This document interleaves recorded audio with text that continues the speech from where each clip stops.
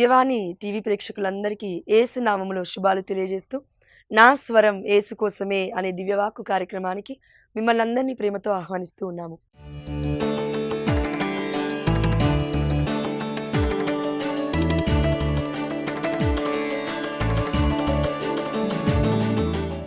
ప్రియమైన దేవుడు బిడ్డారా, పరిశుద్ధాత్మ దేవుడు మనందరికీ ఈరోజు పరిచయం చేస్తున్న అంశం ఏంటంటే, మన విశ్వాసాన్ని బలపరచడానికి ఈ నెల అంటే మే నెల 17వ తారీఖున మోక్షారోహణ పండుగ మనం కొనియాడుతూ ఉన్నాం. అవునా? యేసు ప్రభువు వారు మోక్షారోహణుడై వెళ్ళిపోతూ ఉన్నాడు. ఆ సందర్భంలో శిష్యులందరూ అక్కడే ఉన్నారు సాక్షులుగా. ఇప్పుడు మనమును ఉన్నాము దేవుడికి సాక్షులుగా. పరిశుద్ధమైన గ్రంథాన్ని పట్టుకున్న మనం అందరికీ కూడా దేవాదేవుడు ఇచ్చిన గొప్ప వరం విశ్వాసం అనే వరం. తద్వారా దేవుడు నిజంగా పునరుత్థానుడయ్యాడు. దాని తర్వాత మోక్షారోహణుడయ్యాడు. అంత మాత్రమే కాదు, తిరిగి మరలా పరిశుద్ధాత్మ రూపంలో మన దగ్గరికి ఆదరణకర్తన వలె మనల్ని ఆదరిస్తూనే ఉన్నాడు అని మనందరికీ తెలుసు. అయితే మోక్షారోహణ పండుగ అర్థం ఏంటి? దేవుడు ఎందుకు శిష్యుల ముందు మోక్షారోహణం అవ్వాలి? డైరెక్ట్గా చెప్పకుండా వెళ్ళిపోతే సరిపోదా? దేవుడు కదా యేసయ్య, సాక్ష్యం కావాలి. నేను దేవుణ్ణి అని ఈ ప్రపంచం తెలుసుకోవాలి అని దేవుడి యొక్క ప్రయాస. అంత మాత్రమే కాదండి, యేసుల వారు చనిపోయిన తర్వాత 3వ రోజున ఎందుకు తిరిగి లేశారు? ఈ ప్రపంచము ఎవరెవరో ఏంటేంటో దేవుళ్ళని అంటుంది, కానీ ఎవరు కూడా చనిపోయిన వారు తిరిగి బ్రతికి లేచింది లేదు. అది కూడా రక్షణ ఇచ్చింది లేదు, రక్తాన్ని చిందించింది లేదు.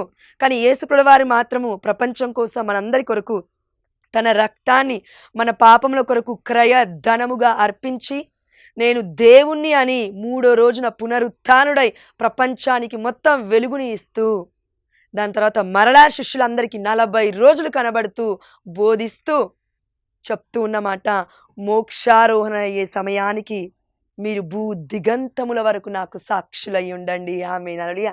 ప్రియమైన దేవుడు బిడ్డలారా, మనకు అర్థం కావాలి ఇక్కడ.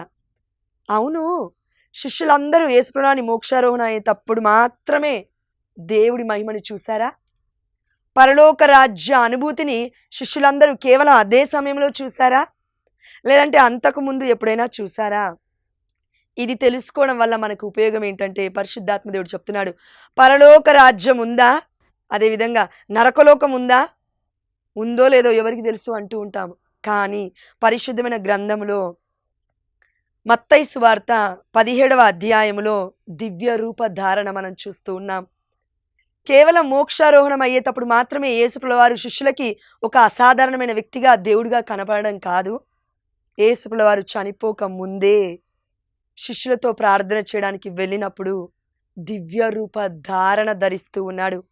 ఆ సమయంలో ఏం జరిగిందో ఒకసారి మనం చూద్దాం. దీన్ని బట్టి మన విశ్వాసం పెరుగుతుంది, దీన్ని బట్టి పరలోక రాజ్యం ఉంది అనే విషయాన్ని కూడా మనకు అర్థమవుతుంది. అంటే కంప్లీట్గా పరలోక రాజ్యం చూడలేం, కానీ ఒక మినిమం లెవెల్లో పరలోక రాజ్యం అంటే ఏంటో అర్థం చేసుకున్న మన శిష్యులు, ఏ విధంగా అయితే మన శిష్యులు అంటే యేసు ప్రభువు వారి యొక్క శిష్యుల్లాగా మనం కూడా విశ్వసించడానికి ప్రయత్నం చేద్దాం. మత్తయి సువార్త 17వ అధ్యాయం 1వ వచనము, కొన్ని దినములు గడిచిన పిమ్మట యేసు పేతురును యాకోబును అతని సోదరుడగు యోహానును తన వెంట తీసుకొని ఒక ఉన్నత పర్వతమునకు పైకి వెళ్ళెను. ప్రియమైన దేవుడు బిడ్డలారా, ఇక్కడ పర్వతం పేరైతే లేదు కానివ్వండి, మన కన్నతల్లి అనే కథోలిక శ్రీసభ ట్రెడిషన్ సాంప్రదాయం ఏమని చెప్తుందంటే, అది ఆ పర్వతం పేరు తాబోరు పర్వతం అని. తాబోరు పర్వతం. తాబోరు అనగా ఒరిజినల్ లాంగ్వేజ్ మూల భాషలోకి వెళ్ళి చూస్తే మహిమగల అని అర్థం వస్తుంది, ఉన్నతమైన అని అర్థం వస్తుంది, ఎత్తైన అని అర్థం వస్తుంది. పర్వతం అంటేనే దానికి మీనింగ్ అది. ఈ పర్వతం మీదకి ఎక్కి వెళ్ళిన యేసు ప్రభువు వారిని ఈ సమయంలో 2వ వచనం చూస్తే, అచ్చట వారి ఎదుట, ఎవరి ఎదుట? పేతురు యాకోబు యోహాను గారి ఎదుట ఇది జరుగుతుంది. యేసు ప్రభువు వారికి అన్నీ తెలుసు. పేతురు యాకోబు యోహాను కాకుండా మిగతా శిష్యులు కూడా ఉన్నారు కదా, వీళ్ళందరినీ పక్కకు పెట్టేసి యేసయ్య ఒక్కటే వెళ్ళొచ్చు కదా అక్కడికి, పర్వతం మీదకి ప్రార్థన చేసుకోవడానికి. చూడండి, గెత్సేమనే తోటకి వెళ్ళినప్పుడు అల్లంత దూరాన పేతుర్ని యాకోబు యోహాను గారిని పక్కకు పెట్టేసి యేసు ప్రభువు వారు ఒక రాయి దగ్గరికి వెళ్ళి సాగిలపడి తండ్రి దేవుణ్ణి మొరపెడుతున్నాడు. ప్రార్థన చేస్తున్నాడు. కానీ దివ్యరూప ధారణ సమయం వచ్చేసరికి యేసుప్రభుల వారు పర్వతం మీదకి ఎక్కినప్పుడు పేతురు, యాకోబు, యోహాను గారిని తీసుకెళ్తున్నాడు తన వెంట. అంటే పక్కనే ఉన్నారు. కానీ అక్కడ ఏం చేస్తున్నారంటే వాళ్ళు మళ్ళీ నిద్రపోతున్నారు.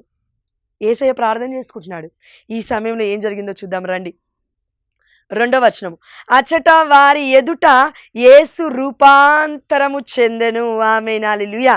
రూపాంతరము చెందెను. పరివర్తనం అని కాదండి ఇది. అంటే పాపాత్ములకి పరివర్తనం కావాలి కదా. దేవుని తెలుసుకోవాలంటే, దేవుణ్ణి ఇంకా ప్రేమించాలంటే మనకి పరివర్తనం అవసరం, హృదయ పరివర్తనం అవసరం. పాపం నుండి మనం మరలాలి దేవుడి వైపు అని అర్థం. ఇది పరివర్తనం కాదు, రూపాంతరం. అంటే యేసుప్రభుల వారి యొక్క రూపం ఏంటో అంతరంగము నుండి ఆ దేవాదేవుడు మనకి చూపిస్తున్నాడు. నిజమైన మనస్తత్వం, నిజమైన రూపం యేసుప్రభుల వారిది. అప్పటి వరకు దాచిపెట్టబడిన రూపం అదేంటి అనంటే దేవుడి యొక్క రూపం.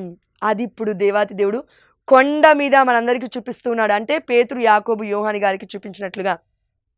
అచ్చట ఆయన ముఖము సూర్యుని వలె ప్రకాశించెను. ఆమేన్, హల్లెలూయా. ఆయన వస్త్రములు వెలుగు వలె తెల్లగా నయ్యెను. ఆమేన్, హల్లెలూయా. ఇంత మాత్రమే కాదండి, దేవుడు రూపాంతరం చెందుతూ ఉన్నాడు. అక్కడ చూపిస్తూ ఉన్నాడు. 3వ వచనంలో ఆయనతో మోషే, ఏలియాలు సంభాషించుచున్నట్లు వారికి కనబడింది. ఎవరికి కనబడింది? పేతురికి, యాకోబుకి, యోహాను గారికి. ఏం కనబడుతుందంటే మోషే, ఏలియాలు యేసుప్రభుతో మాట్లాడుతూ ఉన్నారు. యేసుప్రభు వారి యొక్క ముఖమేమో మిలమిలా మెరిసిపోతుంది. బట్టలు మొత్తము కూడా రూపాంతరం చెందాయి. వైట్గా, వైట్నింగ్గా, స్నో కంటే, మంచు కంటే తెల్లగా, ఉన్ని కంటే తెల్లగా ఉంది. ప్రియమైన దేవుడి బిడ్డలారా, ఈ సమయంలో వారు చూచారు అనుంది అక్కడ. అంటే ఏంటి? వారు మేల్కొన్నారు, వారు మేల్కొని చూస్తున్నారు. అంటే మన జీవితంలో కూడా దేవుడి మహిమను చూడాలంటే నిద్రపోతే కనబడదు దేవుడి మహిమ, నిద్రపోతే కనబడదు పరలోక రాజ్యము. ఇది పరలోక రాజ్యమే అని చెప్పొచ్చండి మనము. ఎందుకంటే మోషే, ఏలియాలు ఎవరు? పాత నిబంధనలో ఉన్న ప్రవక్తలు. మోషే చనిపోయాడు, కానీ శరీరం మాత్రం దేవదూత తీసుకెళ్ళింది అని మనం కొత్త నిబంధనలో చూస్తూ ఉన్నాము. మోషే శరీరం కోసం మికాయేలు దూతకి, సాతానికి కూడా యుద్ధం జరిగిందని చూస్తూ ఉన్నాం. అయితే ఏలియా ఎలా వెళ్ళాడు పరలోక రాజ్యానికి? అగ్ని రథముల ద్వారా తీసుకొని వెళ్ళబడ్డాడు. ప్రియమైన దేవుడు బిడ్డలారా, మోషే పాత నిబంధనలో ఉన్న ప్రవక్త. ఇజ్రాయేల్ ప్రజలు, జనాంగాన్ని మొత్తం దేవుడు ఆ యొక్క మోషే గారు నడిపించారు. కానీ ఇప్పుడు మన ఇజ్రాయేల్, నూతన ఇజ్రాయేల్ అంటే ప్రపంచం మొత్తాన్ని యేసుప్రభుల వారు నడిపిస్తూ ఉన్నారు. అంటే న్యూ మోజెస్, కొత్త మోజెస్ ఎవరు అంటే మన యేసుప్రభుల వారు, మెస్సయ్య. పాత నిబంధనలో ఉన్న మోషేకి నిదర్శనముగా కొత్త నిబంధనలో మెస్సయ్య కనబడుతూ ఉన్నాడు. రియల్ ఇమేజ్గా, నీడ మాత్రము ఆ యొక్క మోషే గారు. కానీ నెరవేర్పు మాత్రం ఎక్కడ జరుగుతుందంటే యేసుప్రభుల వారిలో జరుగుతుంది, మెస్సయ్యలో, రక్షకుడు. అదేవిధంగా పాత నిబంధనలో ఏలియా అగ్ని రథముల ద్వారా తీసుకొని వెళ్ళబడుతూ ఉన్నాడు. కానీ కొత్త నిబంధనలో ఇప్పుడు యేసుప్రభుల వారు ఎలా వెళ్తున్నాడంటే అందరి ముందే మోక్షారోహణమై వెళ్తున్నాడు. ప్రియమైన దేవుడు బిడ్డలారా, ఆ మోషేతో, ఆ ఏలియాతో పాత నిబంధనలో పరలోక రాజ్యానికి వెళ్ళారు అని చెప్తున్న పరిశుద్ధమైన గ్రంథం ప్రకారము వారితో యేసుప్రభుల వారు ముచ్చటిస్తున్నారు. ఎక్కడండి ముచ్చటిచ్చేది? ఈ లోకంలోనా? ఎక్కడ ముచ్చటిస్తారు? యేసుప్రభుల వారు ఎక్కడుంటే అక్కడ దైవరాజ్యం, యేసుప్రభుల వారు ఎక్కడుంటే అక్కడ పరలోక రాజ్యం. అందుకే కదా మన పరలోక ప్రార్థన ప్రార్థిస్తూ ఉంటాం, ప్రభువా నీ చిత్తము ఈ భూలోకంలో నెరవేరునుగాక, పరలోక రాజ్యంలో నువ్వేదనుకుంటే అది ఇక్కడికి వచ్చునుగాక, అయ్యా నీ యొక్క మహిమ కార్యములు ఇక్కడ జరుగునుగాక అని పరలోక ప్రార్థన మనం అర్థవంతంగా చెప్తున్నామా? మనకు అర్థమవుతుంది. అయితే దేవుడి చిత్తం పరలోకములో ఏం జరగనుందో అది భూలోకములో జరుగునుగాక అని అర్థం. ఆమేన్, హల్లెలూయా. అదే విధంగా పరలోక రాజ్యంలో జరగాల్సిన మహిమ కార్యం ఇక్కడ భూలోక రాజ్యంలో ఒక మినిమం లెవెల్లో పేతురు, యాకోబు, యోహాను గారులు మహిమ కలిగిన శరీరాలను చూస్తున్నారు. వాళ్ళు రూపాంతరాన్ని, అంటే సంపూర్ణముగా యేసుప్రభుల వారు దేవుడిగా ముందే మారారు. ఎందుకంటే యేసయ్యకున్న పేరేంటండి? సంపూర్ణమైన మానవుడు, సంపూర్ణమైన దేవుడు. ప్రియమైన దేవుడు బిడ్డలారా, ఒక ప్రొటెస్టెంట్ వ్యక్తి ఒక గురువు దగ్గరికి వెళ్ళి, మన కనతలైన కథోలిక శ్రీసభలోనే ఆ ఫాదర్ దగ్గరికి వెళ్ళి ఒక ప్రొటెస్టెంట్ సహోదరుడు ఇలా అడిగాడంట, మరియ తల్లిని మీరు పూజిస్తున్నారు, పరిశుద్ధమైన గ్రంథంలో ఎక్కడుంది, మీరు ఎందుకు పూజిస్తున్నారు, అసలు అంత గౌరవం ఎందుకు ఇవ్వాలి ఆమెకి అనేసి అంటూ ఉన్నాడంట. ఫాదర్ గారు ఇలా ప్రశ్న మీద ప్రశ్న అడుగుతూ ఉన్నాడు. ఎలా అంటే, యేసుప్రభుల వారు సంపూర్ణంగా దేవుడని నువ్వు విశ్వసిస్తున్నావా అంటే విశ్వసిస్తున్నానని చెప్పాడంట అతను. సంపూర్ణముగా దేవుడు సంపూర్ణముగా మానవుడు అంటే విశ్వసిస్తున్నావు కదా అంటే విశ్వసిస్తున్నాను. యేసుప్రభుల వారు దివ్యరూప ధారణ సమయంలో సంపూర్ణముగా దేవుడే అని విశ్వసిస్తున్నావా అంటే విశ్వసిస్తున్నానంట. యేసుప్రభుల వారు పరిచర్య 30 సంవత్సరాలకి మొదలుపెట్టినప్పుడు, జ్ఞానస్నానం పొందినప్పుడు దేవుడు అని విశ్వసిస్తున్నావా అంటే విశ్వసిస్తున్నా అని చెప్పాడంట. మరలా యేసుప్రభుల వారు బాలయేసుగా 12 సంవత్సరాలు ఉన్నప్పుడు దేవుడుగా నువ్వు విశ్వసిస్తున్నావా అంటే విశ్వసిస్తున్నా అని చెప్పాడంట. వెనక్కి వెళ్ళి ఎక్కడి వరకు వచ్చారంటే మన ఫాదర్ గారు, ఇప్పుడు పరిశుద్ధమైన బాలయేసు సంపూర్ణమైన దేవుడుగా ఈ లోకంలో పుట్టాడు అని విశ్వసిస్తున్నావా అంటే విశ్వసిస్తున్నానన్నాడంట. పుట్టింది రక్షకుడు మనందరినీ రక్షించడానికి అని విశ్వసిస్తున్నావా అంటే విశ్వసిస్తున్నా అని చెప్పాడంట. అయితే మరియ తల్లి గర్భములో ఉన్నప్పుడు యేసుప్రభుల వారు సంపూర్ణముగా దేవుడు అని విశ్వసించమంటే విశ్వసిస్తావా అంటే విశ్వసిస్తానని చెప్పాడంట. అయితే ఇప్పుడు ఆ తల్లి గర్భములో ఉన్నది యేసుప్రభుల వారు సంపూర్ణముగా దేవుడైనప్పుడు, మరి ఆ గర్భములో ఉన్న ఆ దేవుణ్ణి యేసుప్రభుల వారిని కన్న ఆ తల్లి మరియ తల్లి దేవుడి తల్లి కాదా?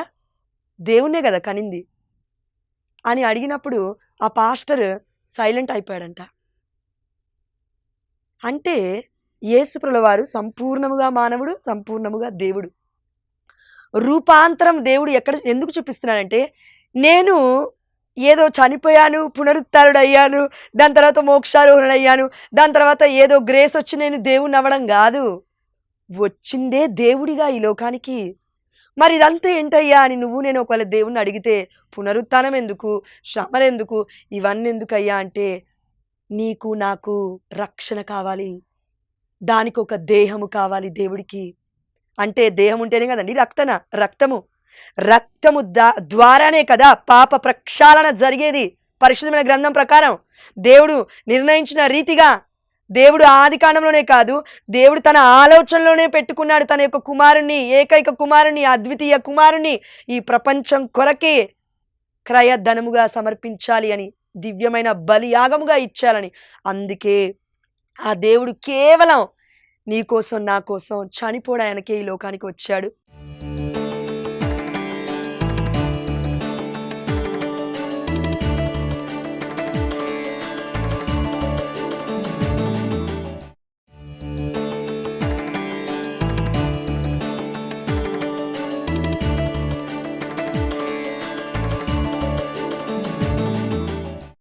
దేవుడి మహిమలో ఉన్నాడు యేసుప్రభుల వారు. అందుకే మమ్ము పోలి ఆదాముని చేసేటప్పుడు యేసుప్రభుల వారు అక్కడే ఉన్నారు. అంత మాత్రమే కాదు, యాకోబు అక్కడ ఒక దేవదూతతో నైట్ అంతా ఘర్షిస్తూ ఉన్నాడంట. అంటే యుద్ధము చేస్తూ ఉన్నాడని ఉంటుంది. ప్రార్థనలో పెనుగులాడుట. యాకోబు ఒక వ్యక్తితో, అక్కడ ఉంది క్లియర్గా, ఒక నరుడితో పెనుగులాడుతుండెను అని ఉంది. పెనుగులాట అంటే ఒక వ్యక్తి ఇంకో వ్యక్తిని ప్రార్థనకి పట్టుకొని అడుగుతూ ఉన్నాడు, అయ్యా నా ప్రార్థన విను, అయ్యా నా ప్రార్థన వియ్యు, అయ్యో నన్ను విడిచిపెట్టకు, నా మొర ఆలకించు, నన్ను దీవించేంత వరకు నిన్ను విడిచిపెట్టనని యాకోబు దేవుని పట్టుకొని పినుగులాడుతూ ఉన్నాడు. అయితే మన స్కాలర్స్ని, అంటే మన యొక్క పండితుల్ని అడిగితే, పరిశుద్ధమైన గ్రంథము లిఖించిన పండితుల్ని, అదేవిధంగా సమకూర్చిన పండితుల్ని అడిగితే వాళ్ళు ఏమంటారంటే, ఈ నరుడు ఎవరో కాదు యేసుప్రభుల వారు అని. ఎక్కడున్నారు ఇక్కడ? పాత నిబంధనలో యేసుప్రభుల వారు ఉన్నారు. పాత నిబంధనలో ఆది కాండము 1వ అధ్యాయం 26వ వచనంలో ఆదామును చేసేటప్పుడు యేసుప్రభుల వారు ఉన్నారు, తండ్రి దేవుడు ఉన్నాడు, పరిశుద్ధాత్మ దేవుడు ఉన్నాడు. దానికి అర్థం అది. అంత మాత్రమే కాదు, యాకోబు కల కంటూ ఉన్నాడు. అవునా? పడుకున్నాడు రాతి మీద ఆ నైట్. కల కంటూ ఉన్నప్పుడు యాకోబు కలలో ఇలా చూస్తూ ఉన్నాడు, ఒక నిచ్చెన ఆకాశానికి అంటుకొని ఉంది, దాని మీద దేవదూతలు తిరిగాడుతూ ఉన్నారు, కిందికి మీదికి వెళ్తూ ఉన్నారు, పైన దేవుడు నిలబడి ఉండెను అని ఉంది. అక్కడ పైన కరెక్ట్గా వినాలి, దేవుడు నిలబడి ఉండెను అని ఉంది. స్టెఫెన్ని కొట్టి చంపుతున్నప్పుడు రాళ్లతో అక్కడ వాక్యం సెలవిస్తూ ఉంది. మన స్టెఫెన్ గారు అంటూ ఉన్నారు అక్కడున్న ప్రజలతో, యూదులతో, ఇదిగో మనుష్య కుమారుడు తండ్రి పక్కన నిలుచొని ఉండుట నేను చూచితిని అని. ఎప్పుడైనా మనం ఆలోచించాలి, తండ్రి దేవుడికి రూపము లేదు. ఇది నేను చెప్పట్లేను, పరిశుద్ధమైన గ్రంథం. అంటే యావే ప్రభుకి రూపం లేదు, ఆయనకి దేహం లేదు కాబట్టి రూపం లేదు. మత్తయి సువార్త 16వ అధ్యాయం 16వ వచనంలో 18వ వచనంలో మనం అక్కడ చూస్తూ ఉన్నాము. యేసుప్రభువు వారు వచ్చి అడుగుతూ ఉన్నారు శిష్యుల్ని, ఇక్కడ ఉన్న ప్రజలందరూ ఏమని అనుకుంటున్నారు నన్ను గురించి అని అంటే, అయ్యా నీవు ప్రవక్తవని, ఒక ఏలియావని, లేదంటే బప్తిస్మ యోహాను అని ఇంకేదేదో అనుకుంటున్నారు ప్రభువా అంటే, అదంతా కాదు, మీరు నాతో ఉన్నారు కదా, మీరేమనుకుంటున్నారు అంటే 12 మంది శిష్యులు, లేదంటే అప్పటికి ఎంతమంది ఫాలో అవుతున్నారు యేసుప్రభు అని 500 మంది కంటే పైగా వేసుకున్నా కూడా ఎవ్వరు కూడా యేసుప్రభు వారికి సమాధానం చెప్పలేదు. అందరూ అడుగు వెనకేశారు. కానీ పేతురు మాత్రమే ఒక అడుగు ముందుకు వేసి అంటూ ఉన్నాడు, అయ్యా నీవు దేవుడి కుమారుడవు, నువ్వు మెస్సయ్యావు అని. ఆ సమయంలో మరలా యేసుప్రభు వారు మాట్లాడుతున్నప్పుడు ఫిలిప్పు ఒక ప్రశ్న వేశాడు, అయ్యా మాకు దేవుని చూపించవచ్చు కదా, మాకు మీ తండ్రిని చూపించవచ్చు కదా అంటే యేసుప్రభు వారు అంటూ ఉన్నాడు, ఇప్పటి వరకు నన్ను చూస్తున్నావు, నాతో మాట్లాడుతున్నారు, నన్ను చూశారు, నన్ను చూస్తే దేవుని చూసినట్టే. అయిపోయిందండి ఆన్సర్. ఇంకేం కావాలి మనకి? తండ్రి, కుమార, పరిశుద్ధాత్మ ముగ్గురు ఒక్కరే. ఇది మనకు అర్థం కావాలి. కాబట్టి ప్రియమైన దేవుడు బిడ్డలారా, దేవుడు ఒక మాట అంటున్నాడు, ఆది అంతము నేనై ఉన్నాను, మొదటి వాడిని కడపటి వాడిని నేనే అయి ఉన్నాను, ఆల్ఫా ఒమేగా నేనే అన్నాడు దేవుడు అన్నాడు. దర్శన గ్రంథంలో యేసుప్రభువు వారు చెప్తూ ఉన్నారు, యెషయా గ్రంథంలో మన తండ్రి యెహోవా పలుకుతున్నాడు, దేవుడు ఒక్కడే అని ఆధారాలు ఉన్నాయి పరిశుద్ధమైన గ్రంథంలో. కాబట్టి మనం అందరం ఒకటి ఆలోచిద్దాము, దివ్య రూప ధారణ సమయంలో కనబడింది ఎవరో తెలుసా? దేవుడు. తండ్రి, కుమార, పరిశుద్ధాత్మ ముగ్గురిని ఎట్ ఏ టైం శిష్యులు చూడగలిగారు. కానీ అంత జ్ఞానం లేదు మన మనుషులం కాబట్టి చెప్పలేం అంత ఈజీగా. వాళ్ళు కూడా చెప్పలేకపోయారు.